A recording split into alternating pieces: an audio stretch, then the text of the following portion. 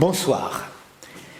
Je lisais récemment un livre qui raconte l'apparition, le développement et la disparition des grands empires ayant régné sur la terre au cours des siècles.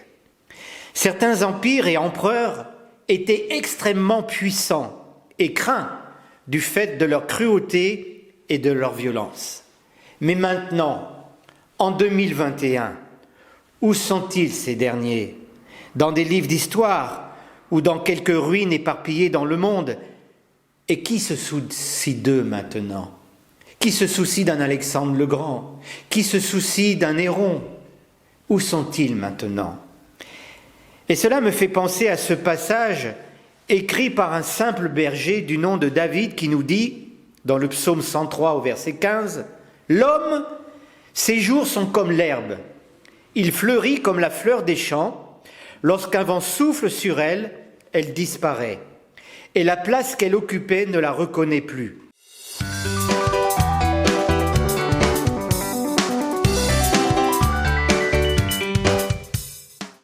Et un autre passage dans Ésaïe chapitre 40, versets 6 à 8, « Toute créature est comme l'herbe, et toute sa beauté contre la fleur des champs.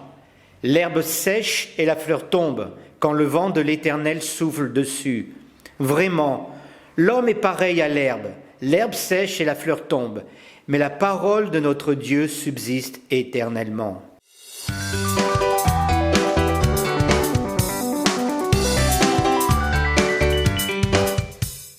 Oui, la futilité de la vie. Tout passe et après que reste-t-il ? Et je me pose la question, cher ami internaute, que restera-t-il de moi après mon passage sur cette terre ? Une simple épitaphe sur une pierre tombale ?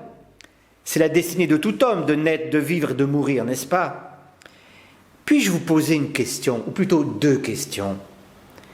Que laisserez-vous sur cette terre ? Un nom ? Une famille nombreuse ? Une réputation ? Des œuvres ? Je laisse à chacun d'entre vous de répondre à cette question. Et puis une deuxième question que je voudrais vous poser. Quand vous passerez, où irez-vous ? Aïe, monsieur, vous allez parler de la mort, n'est-ce pas ? Je ne veux pas en entendre parler, monsieur.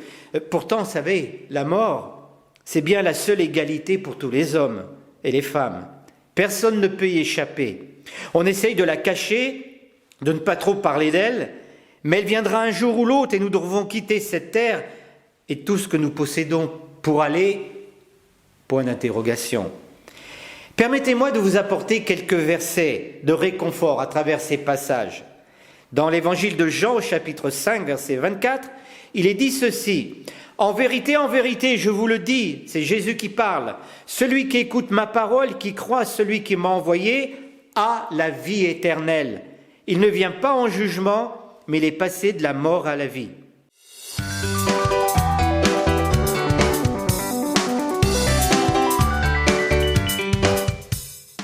Et puis cet autre passage dans l'évangile de Jean, chapitre 6, verset 47, « En vérité, je vous le dis, celui qui croit en moi a la vie éternelle. »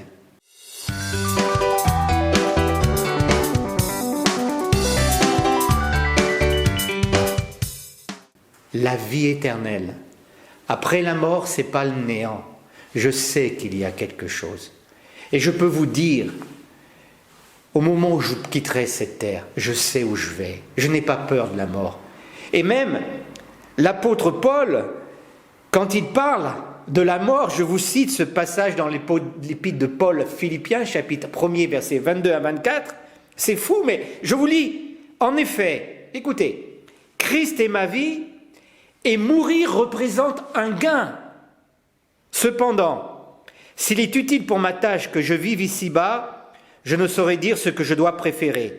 Je suis tiraillé des deux côtés. J'ai le désir de m'en aller et d'être avec Christ, ce qui est de beaucoup le meilleur, mais à cause de vous, il est plus nécessaire que je continue à vivre ici-bas. » Vous rendez-vous compte ce que dit Paul ? Mourir représente un gain. Mais c'est extraordinaire de savoir qu'après la mort, nous sommes dans la présence de Dieu. Et cela est possible parce que nous avons accepté Jésus.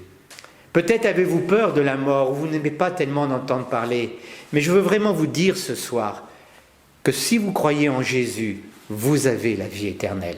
Alors peut-être que ces quelques paroles suscitent en vous des interrogations. Écrivez-nous à l'adresse ci-dessous. Ou alors, veuillez nous rejoindre tous les dimanches à 9h30 et à 11h, au 14 de la rue Richelieu à Villeurbanne.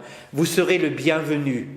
Que Dieu vous bénisse, bonne soirée et à samedi prochain pour un prochain Tas 5 minutes. Au revoir.